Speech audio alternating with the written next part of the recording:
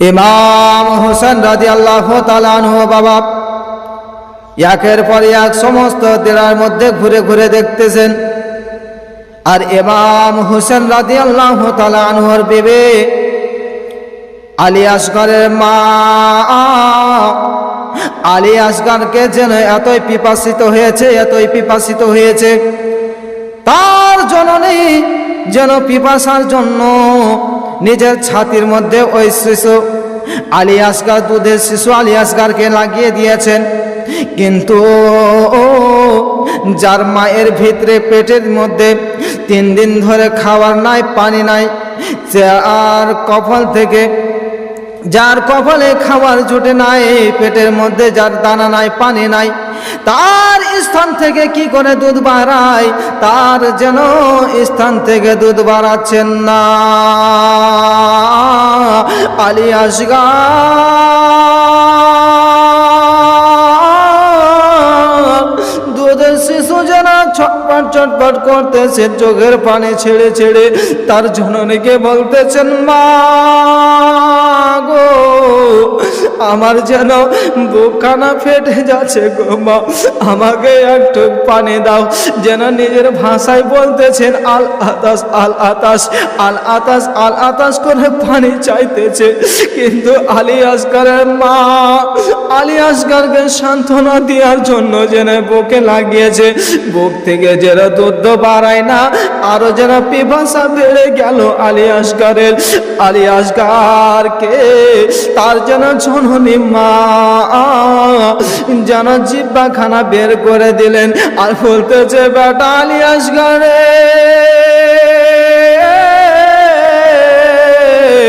বেটা তুমি যেন আমার জিহ্বাখানা চুষে চুষে তোমার বুকখানা ঠান্ডা করে না।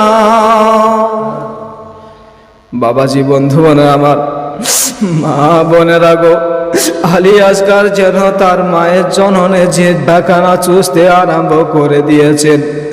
মা জিহ্বা চুষে চুষে, মা বেটার যেন জিহ্বা চুষে পিপাসা তো বরণ হলো না, আরো মনে হচ্ছে পিপাসা বেড়ে গেল। কিন্তু মা জননী ছেলের পিপাসার জন্য নিজের জিহ্বাখানাকে চুষিয়ে চুষিয়ে সান্ত্বনা দিতেছেন। অবশেষে আলী আসগরের পিপাসা যখন বরণ হলো না, সহ্য যখন না করতে পেরে ইমাম হুসাইন রাদিয়াল্লাহু তাআলা আনহুর নিকটে মা যেন আলী আসগরকে আঁচলের তলে ঢেকে নিয়ে বলতেছে, হুজুর গো, আপনার সংসারে এতদিন থাকলাম, আপনার কাছে কোনো জিনিসের আবদার করেনি, কোনোদিন কোনো জিনিসের আবদার করেনি, আপনার কাছে আজকে একটি বিশেষ করে আবদার করতে এসেছি, হুজুর দয়া করে ফিরিয়ে দিবেন না, ঘুরিয়ে দেবেন না।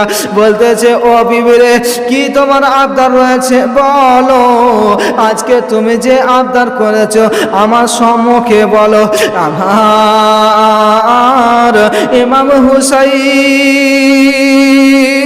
হুসাইন রাদিয়াল্লাহু তাআলা আনহু বলতেছেন, ও বিবিরে বলো বলো, তুমি কিসের আবদার নিয়ে এসেছো?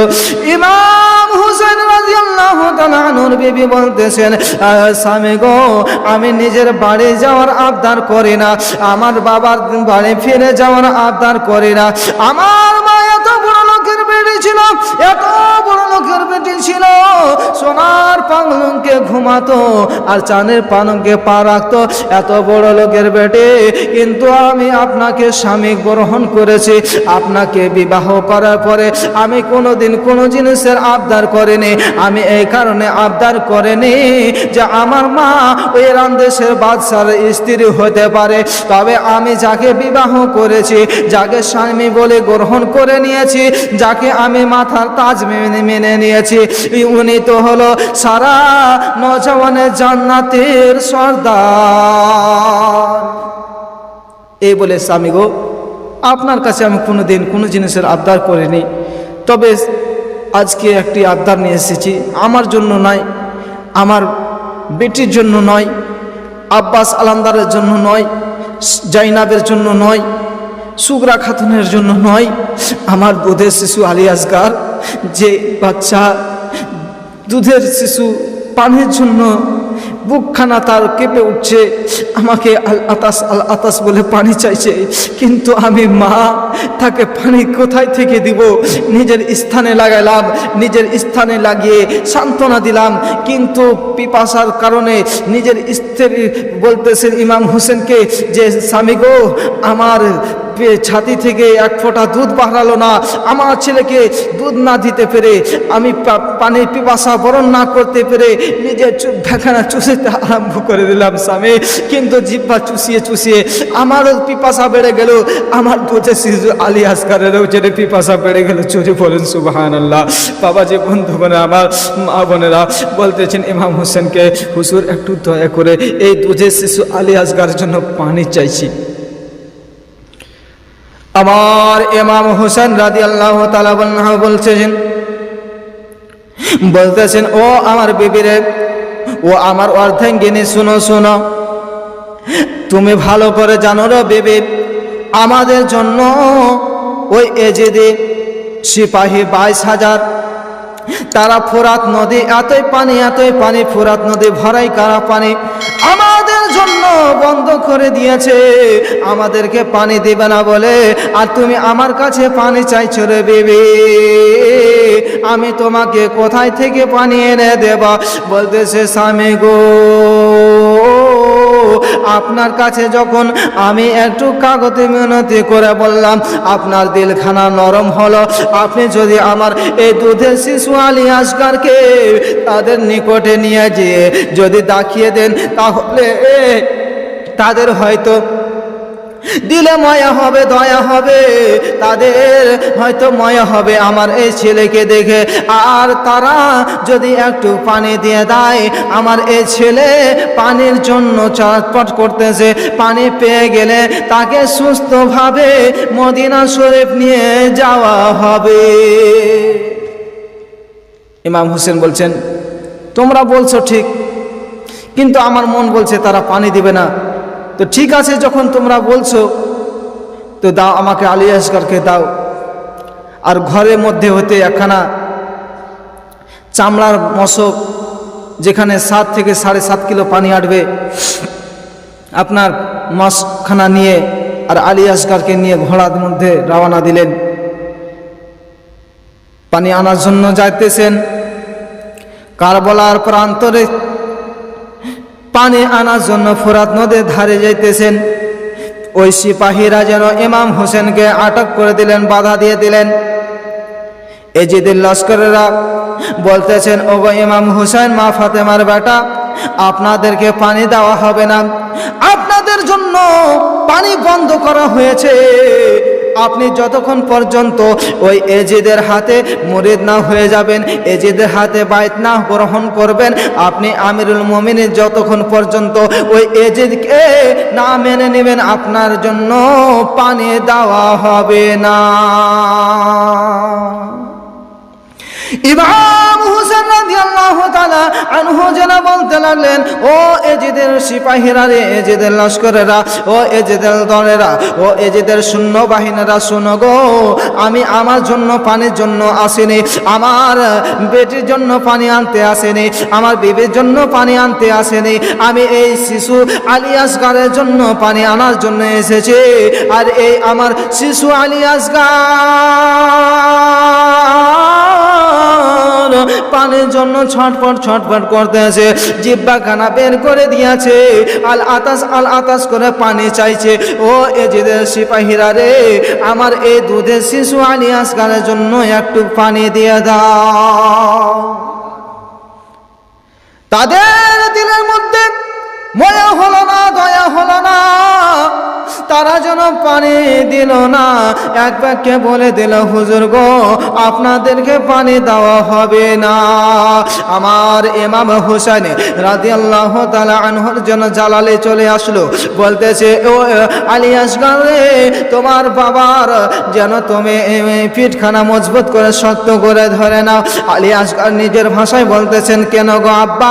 বলতেছে, ও বেটা আলী আসগার, এবার আমি ঘোড়াকে চালাবো, এবার দুলদুলকে আমি চালাবো, যেমন করে হোক না কেন ওই ফোরাত নদীর পানিকে আমি উদ্ধার করে তোমার জন্য নিয়ে নেব। ওই লম্বা ঘোড়া, স্মার্ট ঘোড়া দুলদুলকে ইমাম হোসেন ইশারা করে বলছেন, ও দুলদুল, আর দেরি করো না, আমার ছেলের অবস্থা ভালো নাই, অতি শীঘ্রই চলো, আর ফোরাত নদীর পানি আমরা বোঝাই করে নেব। দুলদুল যেন ইমাম হোসেনের কথা যেমনি শুনতে পেলেন, যেমনি আদেশ পেলেন, একবার ডান দিকে তাকালো, একবার বাম দিকে তাকালো, একবার সামনের দিকে তাকালো, একবার আকাশের দিকে তাকালো, আর তাকার সঙ্গে সঙ্গে এক লাফে যেন ফোরাত নদীর তীরে গিয়ে পানিতে যেন নেমে গেল। জোরে বলুন সুবহানাল্লাহ। যেমনি পানিতে নেমে গিয়েছে, ওই ঘোড়া দলদল ঘোড়া, লম্বা স্মার্ট ঘোড়া যেন পানিতে নেমে যাওয়ার পরে যেন হাঁপাতে আরম্ভ করে দিয়েছে।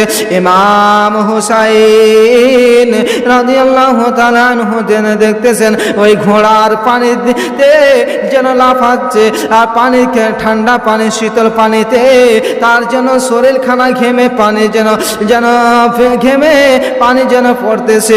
ইমাম হোসেন লাগামখানাকে ঢিল দিয়ে দিলেন আর বলতে যে, ও লম্বা ঘোড়া, ও স্মার্ট ঘোড়া, ও দুলদুল রে, আমাদের জন্য পানি বন্ধ করে রেখেছে, কিন্তু তুমি চার পায়া ঘোড়া, তোমাদের জন্য পানি বন্ধ নয়, তুমি আশুধা করে যেন পানি পান করে না। যেমনি পানি পান করার কথা বলে লাগামখানা ঢিল দিয়েছে, আর পানিতে মুখখানা দিয়ে পানি সে শ্বাস টানতে যাবে কি আলী আসগার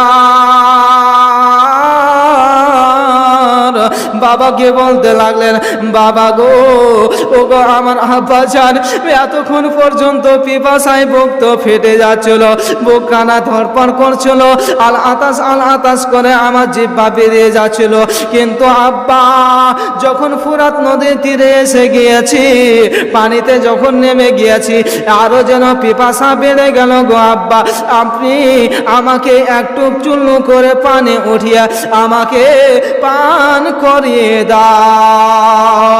যেমনি বাবা বলেছেন, ইমাম হুসাইন রাদিয়াল্লাহু তাআলা আনহু বলতেছেন, ও বেটা আলী আসগার, তুমি যে পানি চাইছো বেটা, কিন্তু সর্বপ্রথম তোমার আম্মা জান বলেছিল, স্বামী গো, আমার এই ছেলের জন্য আপনি পানির ব্যবস্থা করে, তোমার আম্মা জান বলেছিল বেটা, পানির জন্য সর্বপ্রথম আদেশ করেছিল, ও বেটা আলী আসগার, এখন যদি তোমাকে পানি দিয়া দিই, ঠান্ডা শীতল পানি পান করে তোমার পিপাসা বরণ হয়ে যাবে, তোমার মায়ের কোলে বসে বসে কে পানি পান করবে রে বেটা? না বেটা না, তুমি তোমার মায়ের কোলে বসে বসে পানি তুমি পান করবে, তোমার জন্য এই 7.5 কিলো পানি নিয়ে নিয়েছি, তোমার নামের পানি বেটা কাউকে দেব না। বাবা জীবন করে আমার ইমাম হোসেন নিজের বেটা আলী আসগারকে সান্ত্বনা দিয়ে দিলেন। যেমনি সান্ত্বনা দিয়েছেন, আবার ইমাম হুসাইন যেন আবার তার ছেলে বলতেছেন, আব্বা গো, যখন আমার হুলকমে এক ফোঁটা পানি গেল না, তাহলে ঠান্ডা শীতল পানি দিয়ে আমার চেহারাখানা ধুয়ে দেন। ইমাম হুসাইন রাদিয়াল্লাহু তাআলা আনহু বলতেছেন, ও বেটা আলী আসগার, তুমি ঠান্ডা শীতল পানি দিয়ে তোমার চেহারাতে তোমার ধুতে করে দেবে বেটা, কিন্তু বেটা তোমার চেহারা ধোয়া তো দূরের কথা, আমি এত পানি নিয়েছি, পান করার পরে শেষ হবে না, এই পানি দিয়ে চেহারা ধোয়া তো দূরের কথা, তুমি তোমার মায়ের কোলে বসে বসে গোসল বানিয়ে নেবে। ও বেটা আলী আসগার, এত পানি কেউ শেষ করতে পারবে না, আর তোমার নামের পানি আমি কাউকে দেব না, তুমি পান করার পরে গোসল বানিয়ে নিও। এই বলে বাবা ইমাম হোসেন বেটাকে সান্ত্বনা দিলেন। সান্ত্বনা দেওয়ার পর বলছেন, ও বেটা আলী আসগার, পানি এখানে পান করো না, তুমি চলো, তোমার মায়ের কোলে বসে বসে পানি পান করবে। এই বলে লম্বা ঘটনা সংক্ষেপ করে শোনাচ্ছি।